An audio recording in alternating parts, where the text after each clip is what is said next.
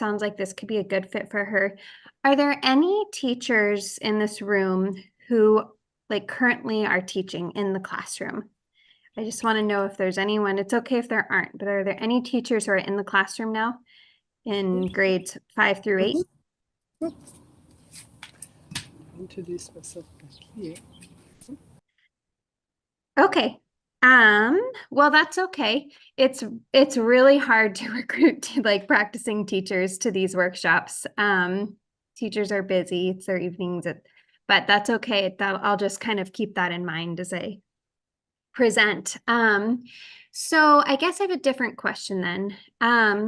Raise your hand if you know of a science teacher in it could be grade 4 through 8. Ideally grade 6 through 8, but also grade 4 or 5. If you know of a science teacher, and I mean like a formal teacher, so someone or a homeschool teacher, but someone who actually teaches in a school, so not necessarily like a educator at a non-formal, nature center, but like in the classroom science teacher who you think might be interested in planting native plants in their schoolyard as a part of their curriculum. Maybe raise your hand, or if there's anyone who even, yeah, just go ahead and raise your hand. Tom Wellborn had his hand up a few moments ago. Okay. Oh. Yeah, Warren, I would love to hear just who you know, who might be interested. Tom, would you unmute? Yeah, Trees Knoxville actually does plantings on Knox County schools. We primarily plant native plants. We get contacted constantly by science teachers and teachers at the campuses wanting to plant. And we planted, I don't know, maybe 20 schools. And we typically work with a teacher at the school who helps maintain the plantings. We primarily plant large trees that have 1.5 to 2 inch diameters. We've done a little bit of native gardening, native plant gardening as well, but we're constantly getting asked by the teachers at these schools to help with planting. So yeah, it's no one particular, but I guess the last one we planted was Pond Gap and a couple of others. But anyway, we're constantly being asked by teachers to do things like this. Wow, are you a volunteer, Tom, or do you work for that organization? It's a nonprofit. We've got 2 employees that are paid now, but we've been trying. We've got like 90 plus schools here in Knox County, and we're trying to constantly plant more and more on the campuses. And anyway, we get asked constantly about doing similar education programs with schools. Yeah, so it's great for me to hear who's in the room because then I can kind of like tailor it a little. But I think that one possibility, if you wanted to email me, and I'll share my email during the presentation, but I will also put it here in the chat, is we could, I think a lot of those teachers that you're in contact with and planting native trees, I assume, in their schoolyard. Right. Yeah. Yeah, and I'd be glad to put you in touch. I'm a volunteer. I actually am not on the board anymore. I helped start Trees Knoxville, but we just got one of the federal grants to actually go out and do work with underserved communities, and we're going to be looking at those schools in areas that are underserved. And we've done that in the past, but the focus of our grant money will actually be on those communities in the future. Yeah, that's amazing. So Tom, and I'll move on because I know this is like super specific to Tom right now, but I think it's helpful for other folks to hear. Like what I have to offer is a curriculum that those teachers that you partner with could use to just deepen the experience for their students and fully involve their students in that tree planting that you're doing in their schoolyard. Oftentimes when trees or native plants are planted in schoolyards by outside organizations, it's wonderful. Like it's a wonderful thing, but there's this like missed learning opportunity where the teachers really could integrate that planting project with their curriculum. And so what Symbiotic Schoolyard does is those teachers that you're partnering with, you could just offer it to them. And then, you guys are leading the tree planting project, which is amazing because not all teachers know how to plant trees and what trees to plant, and they don't have the tools. So the fact that your organization is doing that is huge. Symbiotic Schoolyard is a fully developed curriculum that they can use that would work beautifully with tree planting. So I think it'd be really cool for you and I to connect maybe outside of this group and explore how we might collaborate more to deepen the learning experience for those teachers and students. But I'd love to hear from anybody else, and then I'll dive into my presentation soon, I promise. But is there anyone else who is working directly with classroom teachers, middle school science or grade 4 and 5 classroom teachers?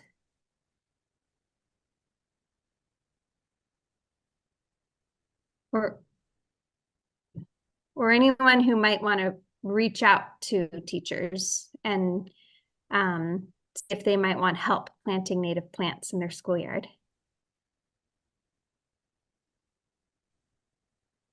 We get questions all the time through our info line on the website from people who want to know more about your very topic. Where does anybody have a program to teach the students? Does anyone how do they get plants? What plants should they plant? Would someone come help them figure out what to plant?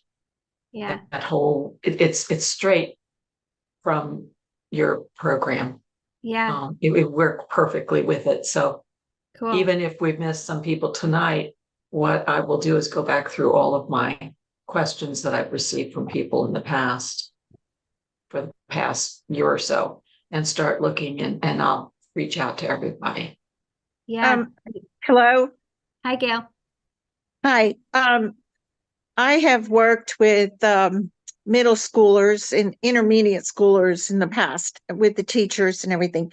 But what we found out, okay, I'm with Hickory Valley Garden Club, which is part of the Tennessee Federation of Garden Clubs, and we promote, all kinds of environmental biodiversity, native plants, all kinds of things that we do with the kids.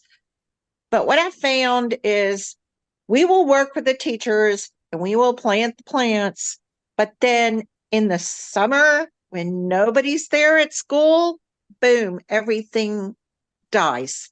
Yep.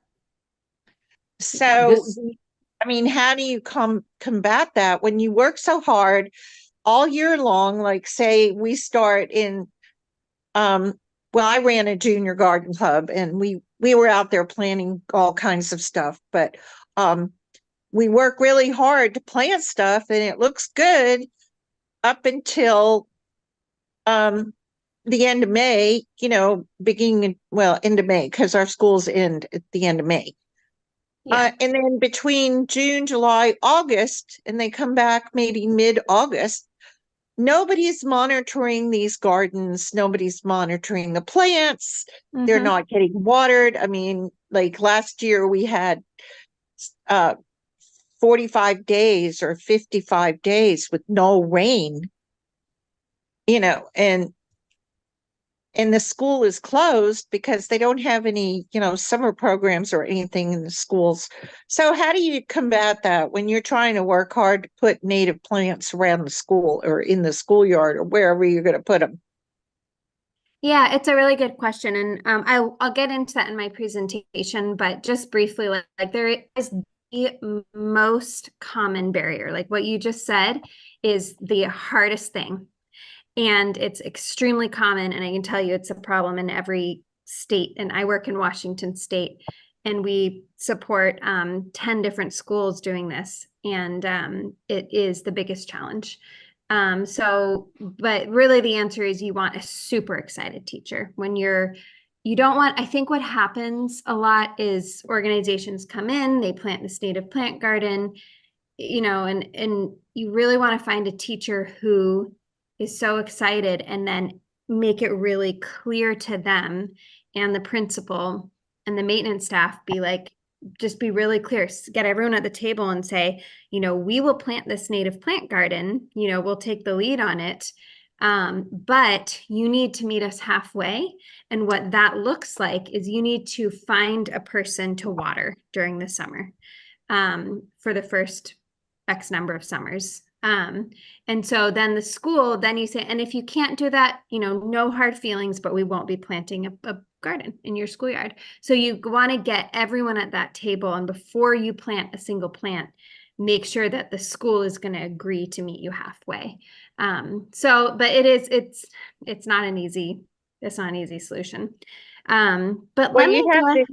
You have to deal with the school board and because the water is shut off. I mean, there's no, it's totally closed down. Yeah.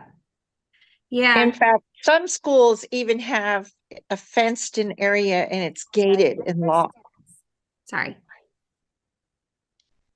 Yeah, no, it is absolutely a challenge. I don't want to minimize like what a challenge it is. And I support 10 different schools doing this, and it's a mix of teachers who are really passionate and come water during the summer, and they have a key so that they can get access to the water, volunteers who live in the neighborhood who commit, high school students who are doing community service. Sometimes you can get maintenance involved or install drip irrigation, but usually schools don't have the funding for that. And yeah, it's a different solution for every school, but yeah, it's a really important thing to figure out from the get-go, and probably one of the biggest challenges, but it is not impossible. It has been done successfully too. So let me get back to my first slide here. And let's see.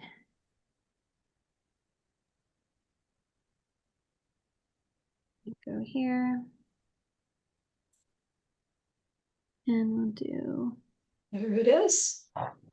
From the beginning.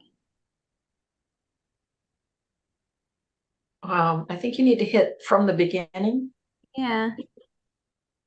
For some reason, oh, there we go. There you go. Okay. Well, all right, so let me dive into my presentation, and feel free to interrupt me with questions. I think Sid has had his hand up. Oh yeah, Sid, go ahead. Okay, I'm a she, but you wouldn't know that. But anyway, I just wanted to know if Gail is in Knox County by any chance. No, I'm in Hamilton County. Okay, well, because I had a contact for you if you're in Knox County, but I don't know anyone in Hamilton County. So I just wanted to find out. Thanks. Yeah, great.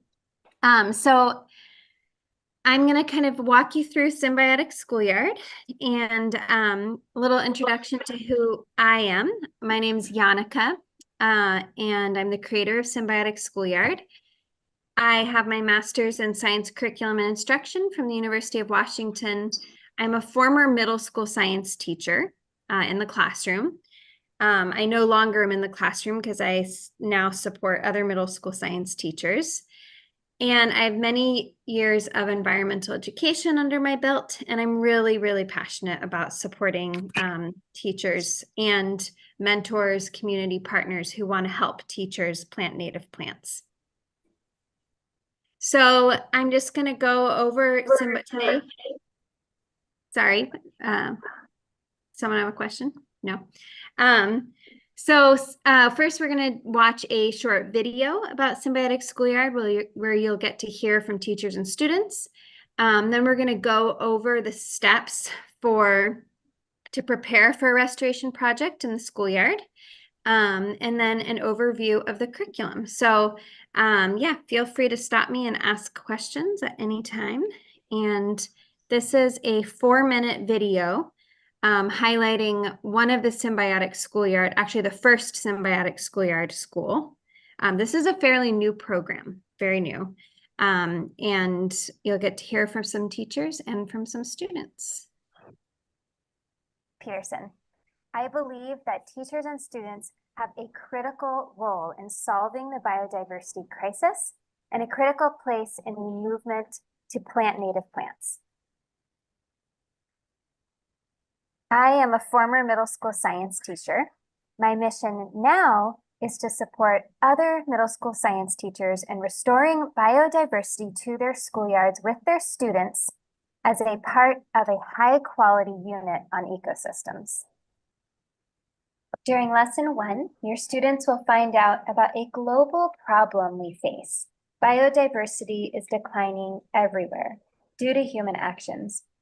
Your students will then take on the role of restoration ecologists to solve the problem of biodiversity loss in their own schoolyard. Our challenge is to increase biodiversity. This is an ecosystem unit that is driven by a native plant restoration project in your schoolyard. Through hands-on activities both in your classroom and outside, your students will figure out that native plant communities form the foundation of complex food webs. They apply this understanding to create a proposal for increasing the biodiversity of their schoolyard. They will explain how planting a variety of native plants in their schoolyard restores a food web, thereby increasing its biodiversity. We are planting native plants in an area of our school. Native plants help the animals around here and they help increase the biodiversity. Look at what we have now. Do you feel like what you've done now has improved the biodiversity of this ecosystem? The students are absolutely loving it. They are so excited, not just to come out here and do the work, but I think they also are really recognizing that they're contributing. And I think, there's been a lot of discussions about, why this is important, the lessons that help with that. And it's local, it's right on our site. And the fact that we can, and they can make their contribution right here at Road Hill, I mean, it just is so meaningful to them. This unit is NGSS aligned, project-based, hands-on, easily adaptable to any ecosystem, and works with any native planting project in a schoolyard, such as pollinator gardens, ecosystem restoration, container gardening, native meadowscaping, and wildlife zones, etc. The unit includes everything you need to teach, including a detailed teacher guide with 13 lessons and a student notebook that has all the handouts that students will need, as well as a PowerPoint for each lesson and assessments. I get to work with students outside of the classroom in a way that's very different and very fun. They have a chance to get really hands-on with learning about an ecosystem. We've done ecosystem units in the past that students typically find boring. So this unit that we're doing here is the most exciting unit that we do throughout the year, and they get the hands-on experience, which is so awesome. I am passionate about supporting teachers in restoring their schoolyard using this unit. I invite you and your students to join an exciting, joyful, and absolutely critical movement to reweave the web of life on planet Earth, starting in your own schoolyard. Any opportunity to get my students outside or get them to engage in real science, I'm all over it. Last year was our first year, and I got reviews from my students. Some of my 7th graders this year are even asking if we can go out again. And the big takeaway from last year is I had a lot of students excited to come back even when they're in high school to see the progress of their restoration site. Okay. This is where I always struggle to get ahead. There we go. So, yeah, I am on a mission to spark a nation. That school that I highlighted was in Washington State, where I live. But this curriculum is adaptable to any bioregion in the country. And I'm on a mission to spark a nationwide movement of middle school science teachers planting native plants in their schoolyard as a part of this curriculum. So what makes what I have to offer a bit different from like the wider movement to plant native plants in schoolyards, whether it's a pollinator garden or, you know, whatever they're calling it, what I have to offer is a way to fully integrate it with the curriculum. And I think it's really worth, like the teacher in that video, Katie, she said at one point that the ecosystem unit she usually teaches, students find boring.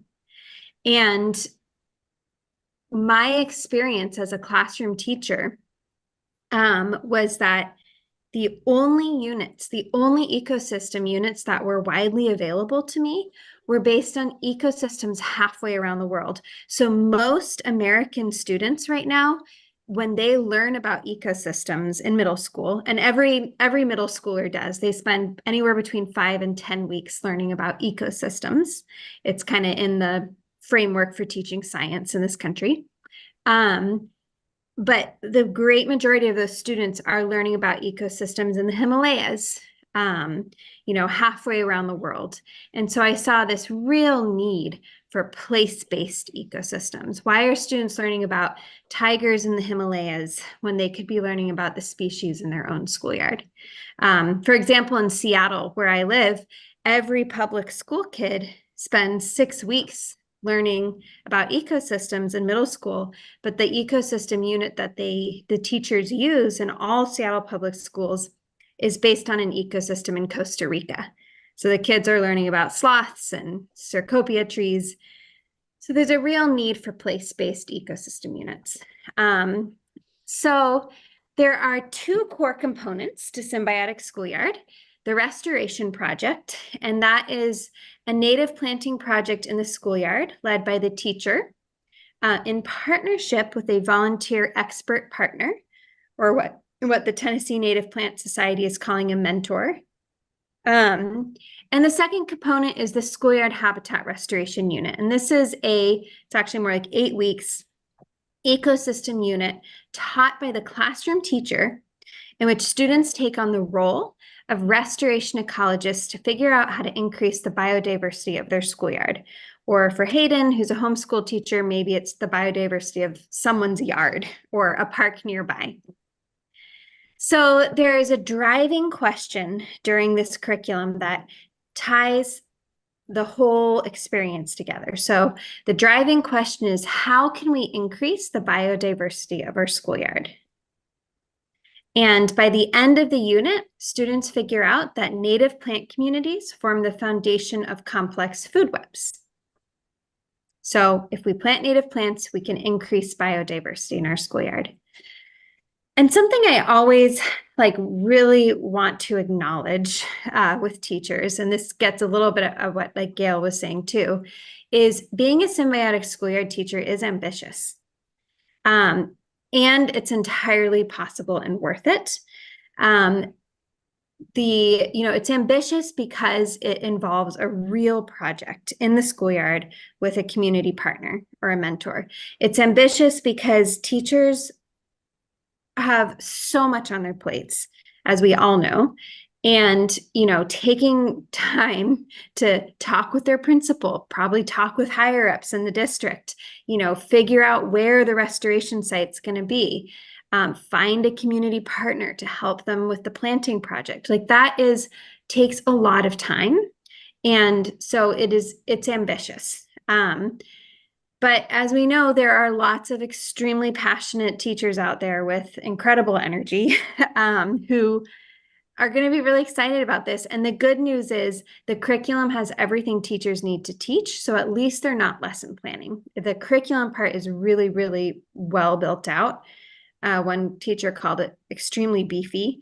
in a good way. And that means that it frees up the teacher to find herself a community partner, to get permission from her principal to restore an area of her schoolyard.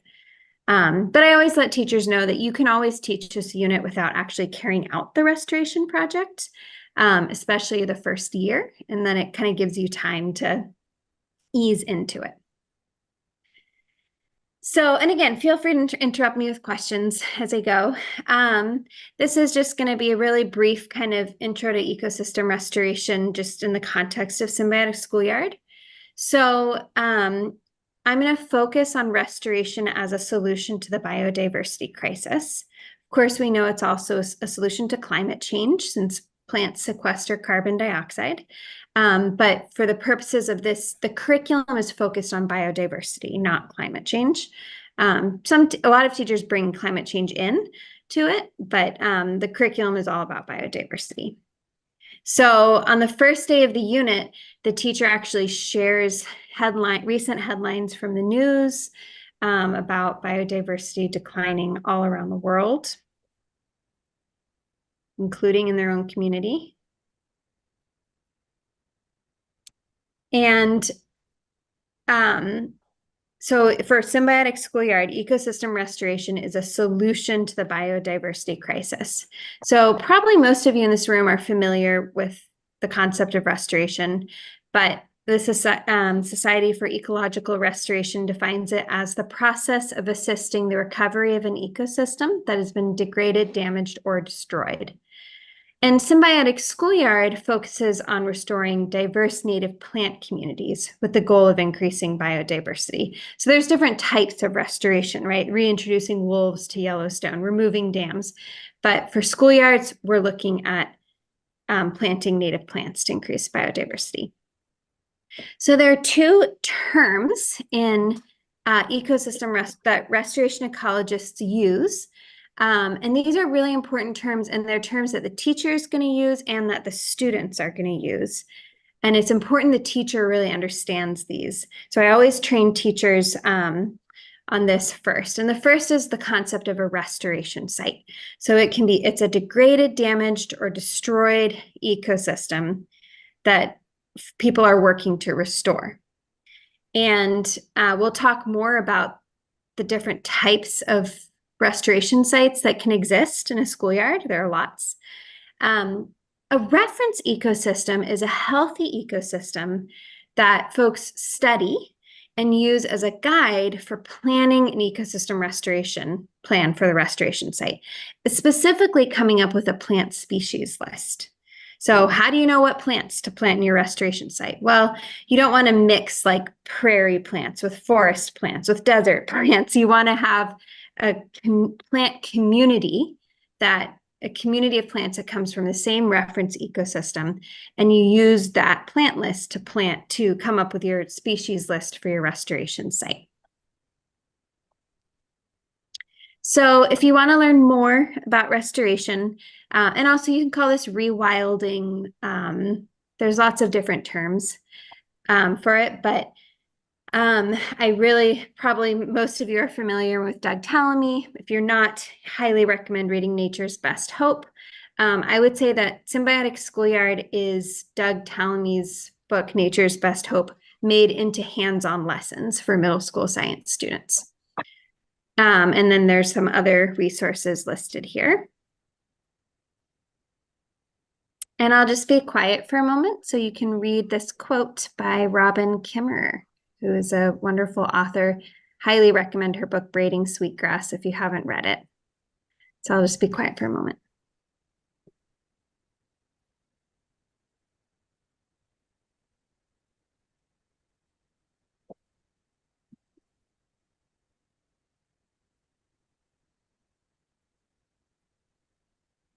Okay. So let's talk about the steps for preparing for the restoration project in the schoolyard. So I guess for the folks in this room, maybe you have some native plant restoration knowledge, and maybe you want to reach out to a local middle school science teacher in your community. Maybe you already know one who might be interested, or maybe you're just going to send out some emails and do cold calling and see. This next part of my presentation will be really helpful for you if you're a person in this room who wants to partner and mentor a teacher and be part of a native planting project in a schoolyard, because you and the teacher are going to be working together on these steps. The teacher, like ideally, you're a part of every one of these next steps as much as you're willing to be. So the first step is, and this is kind of geared towards teachers, but find yourself a volunteer expert partner or take a class. So someone who can help you design and carry out a restoration project in your schoolyard. The second step is to identify a restoration site in your schoolyard. The third is to identify a reference site in your schoolyard or nearby, which sometimes is possible, sometimes isn't. We'll talk about that.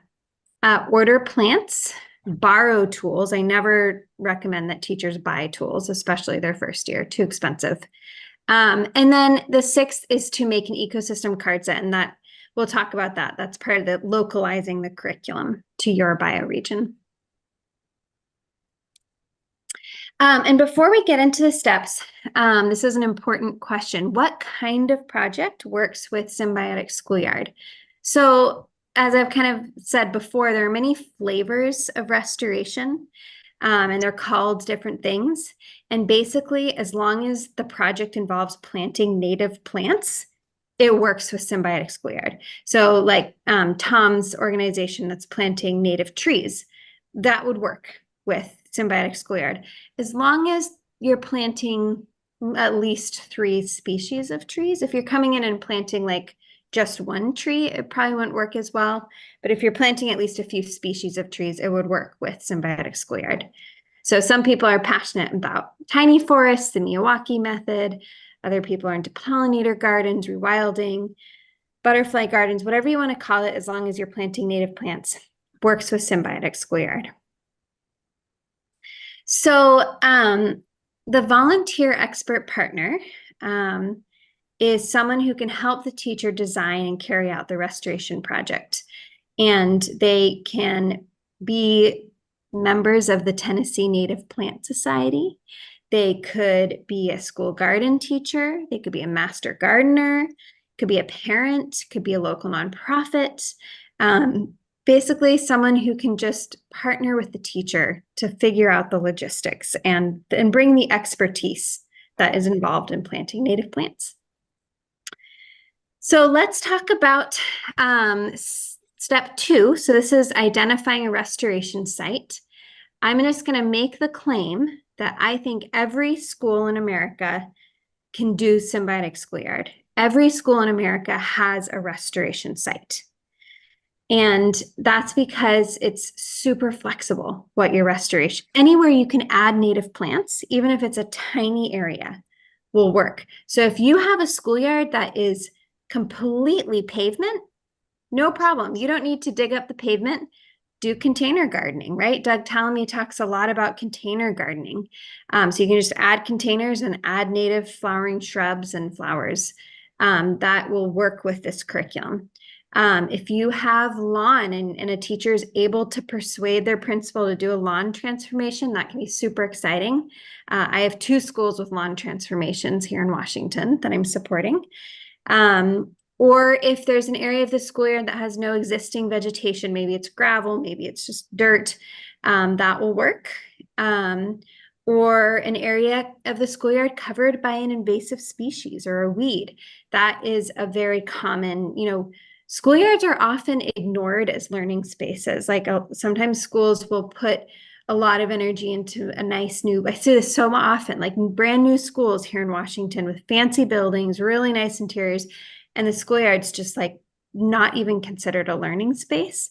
And so, I mean, sometimes it is, but it's just overgrown with invasives. And so that an invasive area makes a great restoration site in a schoolyard. And I designed Symbiotic Schoolyard to be really flexible, to like work with all different kinds of schoolyards and all different flavors of native plant restoration. So what I recommend once the teacher has their mentor or their expert partner, I recommend that actually I think I'm getting ahead of myself. Oh yeah, okay, go back. I recommend that the teacher, the mentor, and the principal, and the head of maintenance staff, so 4 people at least, walk the schoolyard together and identify the restoration site as a group. So if you're someone who wants to partner with the teacher, like you should be at this meeting helping the teacher identify a restoration site and listening to the principal and including the maintenance staff. Really important to include maintenance because they know where utilities are. And you might not necessarily want to plant on top of the utilities. So really important to involve everyone at the table from the beginning. The size of the restoration site, I won't go into this too much. It's just really flexible. So it could be really small or it could be big. And one kind of way to think about is how many plants per student do you want to have? So, you know, if you have a class of 300, maybe it's 2 students collaborate to plant 1 plant. Or if you have only 20 students, maybe you have enough for 1 plant per student, or, you know, maybe more plants per student. So it's quite flexible. So this is kind of one of the interesting and fun and challenging parts. The teacher needs to identify, and the mentor could help, identify a reference site. And that's because the curriculum makes use of a reference site. So remember, a reference site is that healthy ecosystem and healthy-ish ecosystem that is used as a guide for the restoration site. And what I tell teachers is this doesn't have to be a pristine ecosystem in your schoolyard, because most schoolyards don't have that. If a teacher has, you know, a little area of their schoolyard that has 5 native plants, use that. Like a lot of schools do have that, you know, and even if there's some weeds in there, that's okay. Use that site. Anywhere, or maybe there's, you know, 5 native plants total scattered around the schoolyard. You can even sort of use that. But if you have a park in walking distance of the school, or if it's a school that is really lucky and has a larger natural ecosystem area, then that's just really lucky. But the mentor can also help the teacher identify this area of their schoolyard. Because again, a lot of teachers, they need that mentor. A lot of teachers don't know native plants. That is not knowledge that they have. So that's where a mentor can also be really helpful. The timing for Symbiotic Schoolyard is really best in the fall. I have a lot of teachers say they start their school year with this because it's a really exciting project-based curriculum and just gets their students really excited for science for the year. But I always tell teachers to consult with their mentor because the mentor will know the best planting window for your bioregion.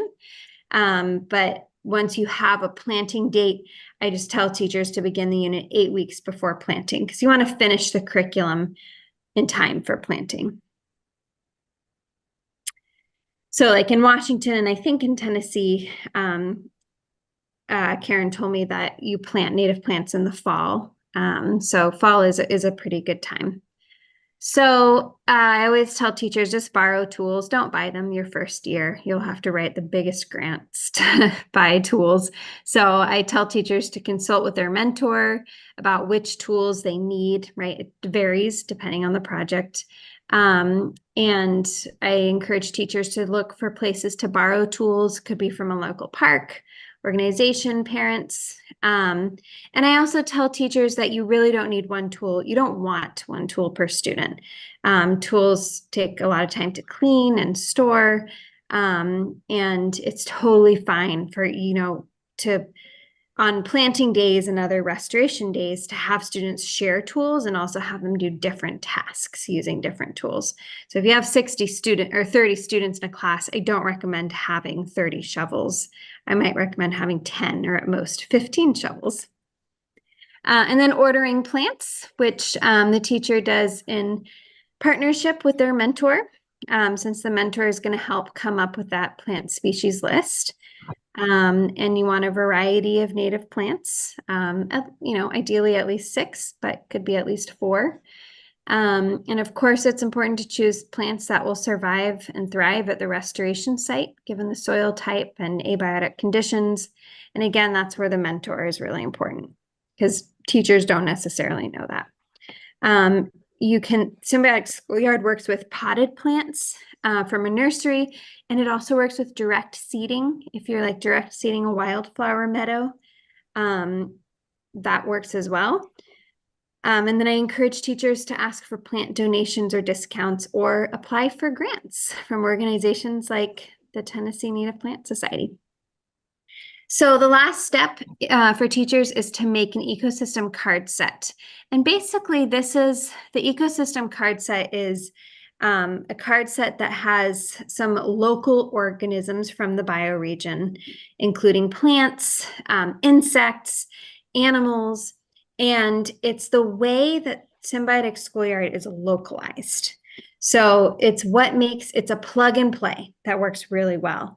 And the students use this card set throughout the curriculum to build towards their understanding that native plant communities support food webs.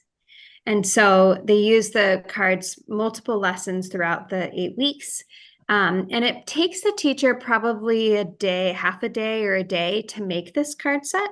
And I have templates a template in the curriculum and detailed instructions about how to make this card set. But it's a really fun way for teachers to start to research the local plants and animals in their bioregion if they don't know them. Okay, I'm going to pause there because I'm going to get into kind of a more detailed overview of the curriculum. But actually, could I get a time check? What time is it, Karen? Or anyone, not to put you on the spot. 7:23. 7:23. Okay. So I want to wrap up probably in about 10 minutes, so we have time for discussion and questions, because I think that can be pretty rich. So how about I go for another 10 minutes? I won't get through all my slides, but that's okay. I'd rather hear from you all and chat. So, but let's just do kind of a brief overview of the curriculum in a little more detail. So it can serve as the ecosystem unit for a teacher. There's the standards, which isn't super relevant. The unit pedagogy is NGSS storyline driven, which is kind of education jargon, but basically it means that every lesson ties back to the challenge or the driving question. And this curriculum is student-centered, so each lesson, the majority of each lesson, students are working independently in groups of 4 and following instructions in their notebooks, and this allows the teacher to be a guide on the side rather than a stage on the stage. So it's very hands-on, very student-centered. And that driving question that really drives all the learning during the curriculum is, how do we increase the biodiversity of our schoolyard?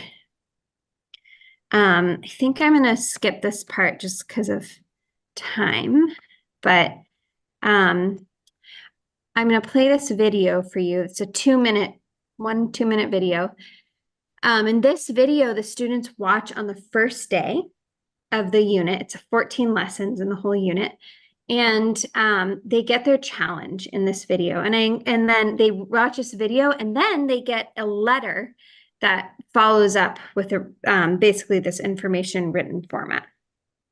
So let's just watch this video.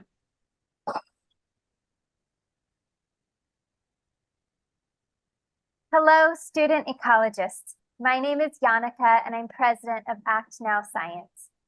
We face a huge problem.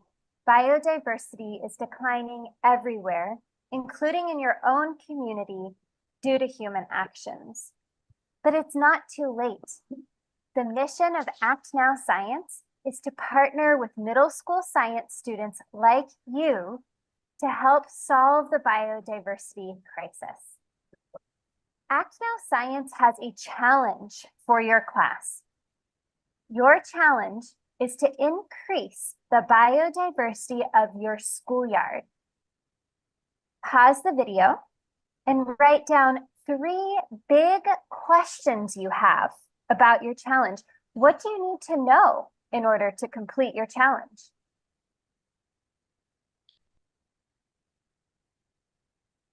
Now turn to your neighbor and share your questions, and then choose one question that you think is the biggest question, the biggest, most general question that needs to be answered in order to complete your challenge. So at this point, most students are, at least a few students were like, how do we increase biodiversity? Questions, ideas, investigations, and hard work over the next few weeks are so important as you work to figure out how to increase the biodiversity of your own schoolyard. Good luck. Okay, so the problem that they're presented with in the first lesson is biodiversity is declining. The teacher spends like 15 minutes on that. They share some statistics from the IUCN, look at some recent headlines in the news.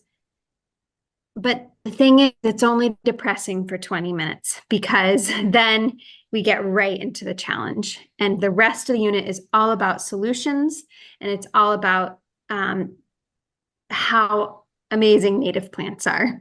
That was really important to me. I, as a teacher, could not teach about climate change. I couldn't teach about biodiversity loss without empowering students to be part of creative solutions. So, I always tell teachers to let students figure out the challenge themselves. A lot of teachers are so excited on the first day because teacher knows that they're going to be planting native plants. And they're really excited. But I tell them to withhold this information because you want students to figure that out themselves. And the curriculum does guide them towards that. And then just a really brief overview of the lessons. This is probably would be more interesting to like teachers who, but it's a little teacher focused. But basically in lesson 2, students find out that they're part of a global movement to restore biodiversity through the UN Decade on Ecosystem Restoration, which is happening right now. So it connects them to global. The third lesson is a plant ID lesson, which actually happens in the reference ecosystem in the schoolyard or a nearby park. If there is no reference, if there's literally 0 native plants in the schoolyard, there's ways to adapt this lesson to bring in plant samples and stuff like that. But the mentor can be involved in this lesson. I have some mentors actually teach this lesson if the teacher doesn't know native plants, or at least work with the teacher on this lesson. If they're comfortable teaching students, that's like a super mentor. So lesson 4 is a really great one. Students do an outdoor investigation. They collect data on the diversity of plants in their restoration site and in the reference site, and they basically see that their restoration site has really low plant diversity, low or no diversity, and their reference plot has high biodiversity of plants. This lesson is all about categorization in ecosystems. This is in the standards. I'm sure it's in the Tennessee standards as well, even though Tennessee hasn't adopted NGSS. It's just very basic. So they categorize organisms in an ecosystem into abiotic and biotic, and then into producers, consumers, and decomposers, and plants into native, non-native, and invasive. And that's going to lay the foundation for future lessons. If the restoration site is a lawn or covered by invasive species, there is an invasive species lesson built in. If the restoration site isn't covered by invasives, then this lesson can be skipped. And just as an aside, I think I often see like such an emphasis on invasive species in curriculum. And I get it, like invasive species are a problem. But one of the things I was really intentional about in Symbiotic Schoolyard is the focus is actually not on invasive species, because sometimes the schoolyard restoration sites don't have invasive species in them. But I wanted it to be a bit more positive and focus on native plants. And so invasives come into that, but the focus is really on native plants. So then students get into their planting design and they do a little practice plot design. They make observations of the abiotic conditions of their restoration site in order to choose plants that will thrive. So do we have full sun, partial sun, shade? And that informs their decisions about what species of plants are going to be in the restoration site. And that's where the mentor provides a predetermined list of plants that they're choosing from, because students don't know native plants necessarily. Lesson 8 is just an review of matter and energy, and that really sets them up for lesson 9 when they start looking at how matter and energy flow through a food web. And this is in standards, I'm sure in Tennessee as well, but how, you know, matter and energy is transferred from plants to animals through a food, and from animal to animal through eating relationships. And they make a food web model of their restoration site before any restoration's done and after restoration. So you can see the difference. Before, for example, if your restoration site is a lawn, it will support some animals, maybe deer graze, maybe bunnies, and maybe a predatory bird eats that bunny. But look at the difference when you plant a variety of native plants. You bring in all these native species who have co-evolved with those native plants. And students create this food web using that card set that I told you about earlier. Lesson 10 is a super fun decomposer investigation, which involves getting really hands-on with a pile of decomposers and soil on a tray in the middle of their desk. And they add decomposers to their food web model. And then lesson 11 is all about symbiosis or mutually beneficial interactions. So they learn about how, you know, bees pollinate, how plants and mushrooms work together, how animals disperse seeds. So this and how the implications for their restoration project.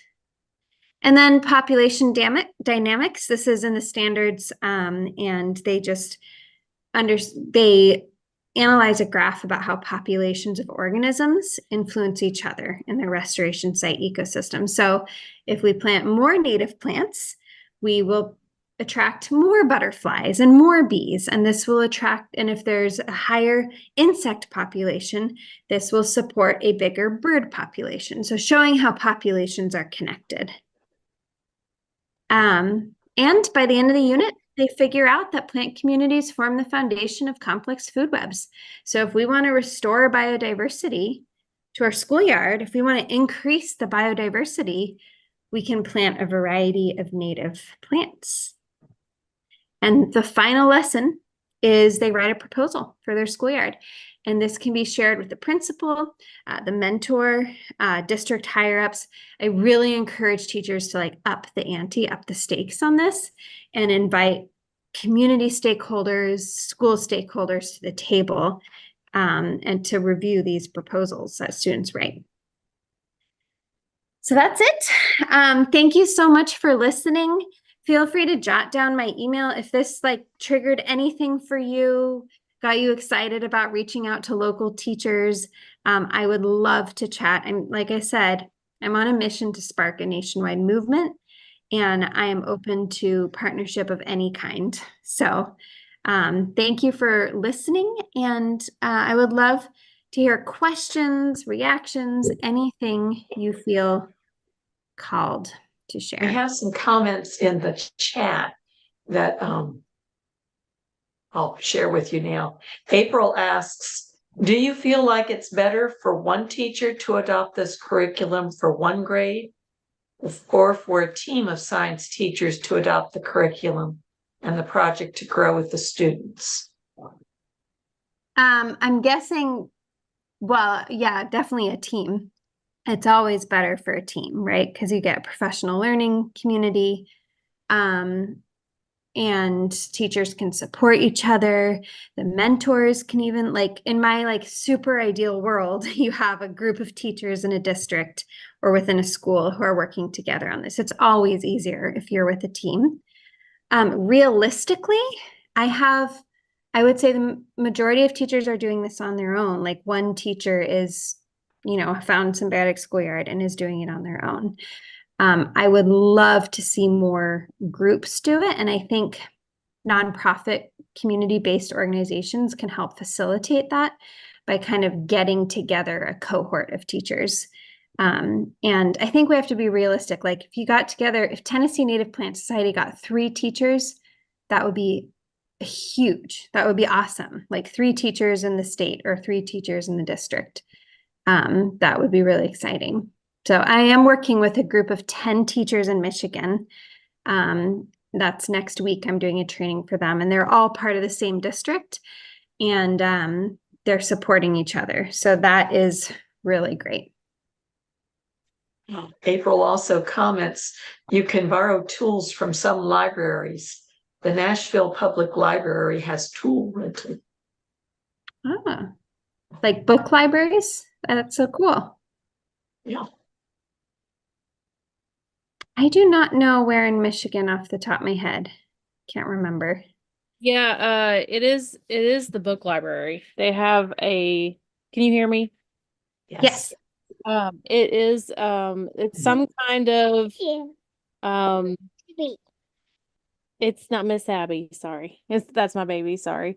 Yeah, it's some kind of tool rental that they have through the library, and they have different they have like chainsaws, they have weed wrenches for pulling up invasive species, they have lots of different things. Shovels, of course.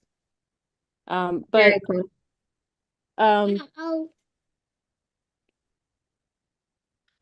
Isaac.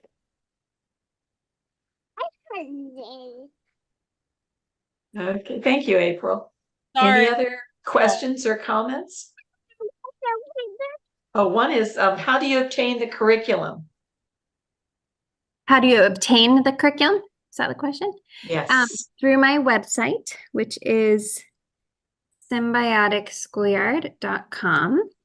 I'll just put it in the chat here so you have it. But and there is a cost because I am not yet a nonprofit. I am looking into becoming a nonprofit so that I can get grants, so that I can offer this all free to teachers. Right now, I can't offer it free because I can't work for free. But I am, I did win, anyway, I'm probably getting into too much detail. There is a cost, and I'm super passionate about this. And if a teacher comes to me and they're like, I'm paying for this out of pocket because my school has $0, I give it to them at a very, very reduced rate. I sometimes even give it away for free if they really have no money in their school. But most schools do, like, I've had a lot of teachers who they just ask their school district to pay for it, and the school often has a little bit of money for curriculum, or it can be billed as professional development. Okay, April commented, sorry, baby hit the power button. I just wanted to say I find the whole program inspiring. It makes me want to enter the teaching field again. She's a former middle school teacher. Yay. Yes, yay is true. Cost. Gail asked the cost. Yeah. The cost is $350, but that is if, and that includes the full curriculum. It includes my one-on-one support. And I really do go above and beyond with teachers because I can't help myself because I get so excited about their project. And I help connect them to community partners and mentors if they need it. I am like on call for help by email. I have one-on-one Zoom consultations with them. So it includes a lot. And then it includes 8 weeks of curriculum. And like I said, I offer a sliding scale. If the teacher's paying out of pocket, I don't allow them to pay $350. I only charge $350 if the school district is covering the cost. Okay. Danielle comments, our farm to school staff, Murfreesboro City Schools has established a pollinator garden, but they take a few seasons to really take off because they're from seed. What are the low-cost sources of small plugs, etc., of native plants to do this, or would people need to apply for grants? That might be a better question for you, Karen. I was thinking that too. There are a lot of sources. The Wild Ones has sales, and they have pollinator kits at a reasonable price that is made up of plugs. A low cost for seeds is from roundstone seed. There are also plant sharings, plant swaps. Wild Ones does a lot of that. We can probably figure out something that would help if you have specifics that you're looking for. Murfreesboro, you have a program coming up in June over at the Wilderness Station in Barfield Crescent Park, and there will be some plants there, and I suspect you could talk them into sharing any leftovers that aren't sold, or maybe giving them to you for free for work with the school. But talk with them. They do have apparently they have a nursery set up somewhere.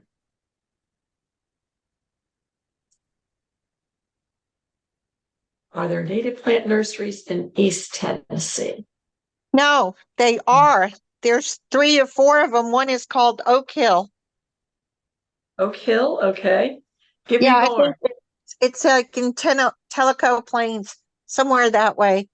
And then there's oh geez, we just got through with the Wild Ones weekend, and some of those nurseries were represented. I'm trying to type here. Reflector and Riding, Lookout Mountain. They raise Chattanooga. Right. They raise native plants, and I'm sure if, teachers or mentors in Middle Tennessee want to take a little trip, it's a beautiful area. You can hike through Reflection Riding and then stop in their little greenhouses and buy plants on the way out. It's at the back side. It's on the west side of Lookout Mountain. Good. And do you remember the third? Overhill Gardens is probably in that area too. I think there are a number of them in down towards Chattanooga. Overhill. It's Overhill, not Oak Hill. Overhill Gardens. Tennessee Valley Wild Ones has a list. And you can. Yes, they do. And we have a list on the Native Plant Society's website, TNPS.org. We have a list under more resources, and that includes all of the ones that the Tennessee Valley Wild Ones has, or almost all of them. One comment is a lot of those free native plant giveaways often have leftover plants. I picked up 15 native shrubs for free from one recently by reaching out to the coordinator. How lucky you, because Reflection Riding and the electric power company had their tree giveaway, and the trees were gone in about an hour and 10 minutes. They were all gone. Yes. Every treescape that was there, and they had about 300 treescapes. And I got some last year to plant at a church, a native tree. It was a elderberry tree, mulberry tree. And that's the only one I got. But I tell you what, I asked about it and I said, are you having that tree thing? It was already first week in April, and the trees were gone in an hour and 10 minutes. We do post the native plant sales that I'm aware of on the website. So if any of you folks hear of native plant sales anytime coming up, send me a quick email. That's just go to the contact page for TNPS. That's all you need to do. It'll get to me, and let me know where and when, and I'll post it on our calendar. So if you need to look on the calendar for the native plant sales, okay? And like has been said, oftentimes if there are leftovers, you can get them for free, just so they don't have to take them and put them back in the greenhouse or wherever. Apparently there's Tennessee Naturescapes in Clinton, I think, if that's correct. Yeah, I think they were at the expo Saturday. Naturescapes. Yeah, that sounds familiar. They were one of the plant people there. They had about 12. Right. The Tennessee Environmental Council has some free seed mixes. Look under Generate Some Buzz. That's the Tennessee Environmental Council. Okay. I will be checking out these suggestions, and those that we don't have on our calendar, I will add. So give me a day or two to get them together, but I'll put them on.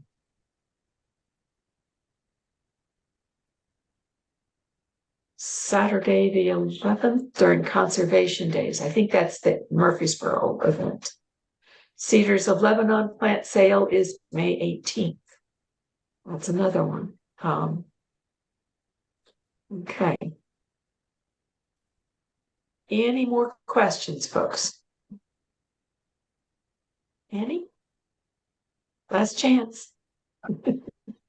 Janneke, this has been lovely. Thank you. Thank you. Yeah. I know I'm excited about this curriculum. I developed a curriculum for teachers also, but that was back 20 years ago, and it was on wetlands plants. So I understand the hard work that you've gone through with this. Yeah, I did a curriculum for butterflies. It's a labor of love. Yeah, curriculum for butterflies that it incorporated language arts, math, and science, and language arts, poetry, and writing stories, and art, because we did some art projects, and that was in a 3rd grade classroom. And then we grew we planted plants, butterfly plants, and then we grew butterflies and, watched them evolve. And then we had a let go party and made butterfly cookies so that and you would not believe this little 3rd grader, little boy, he just cried. He just sat there on the curb and just cried his eyes out because we let the butterflies go. So, you get a little bit emotional there. Yeah. Yes. Well, I just want to say, I'm just gonna, because I know that everyone in this room and me, I'm guessing we share the desire for the next generation to learn about native plants and biodiversity and to be empowered stewards of our earth. So, because we share that vision, I'm just going to recruit you all to help me spread the word to teachers in Tennessee, and help me with my mission. So if you have any ideas for me, you can reach out to me. You can email me, symbioticschoolyard@gmail.com, if you have any ideas or about how I could get the word out to teachers, or if you know teachers or have any teacher networks, specifically middle school science, or grade 4 and 5. I would love to see this take off in Tennessee, and I'd love to help support it. Yeah. So if you end up in the Upper Peninsula for your Michigan venture, give me a call. I'll be up there in May. I'm going to get there in May 9th. Okay. And I worked that year that I was up there. I worked with Cherry Creek Elementary School, and we planted a garden. But their season is so short. But they're climate changing. There's climate changing going on up there in the Upper Peninsula, they had very little snow this year. Very little. Yeah, they had to cancel the dog races. They had to cancel the ice climbing festival because the ice was quote unquote soft. They couldn't climb on it. It was serious. Yeah. Lack of cold weather and snow. Well, thank you everyone for coming. It's getting late and some people need to eat dinner and some need to go to bed, depending on where you're located. All right. Thank you very much, Janneke. We appreciate this, and I know I will be in further contact with you. So yes, thank you.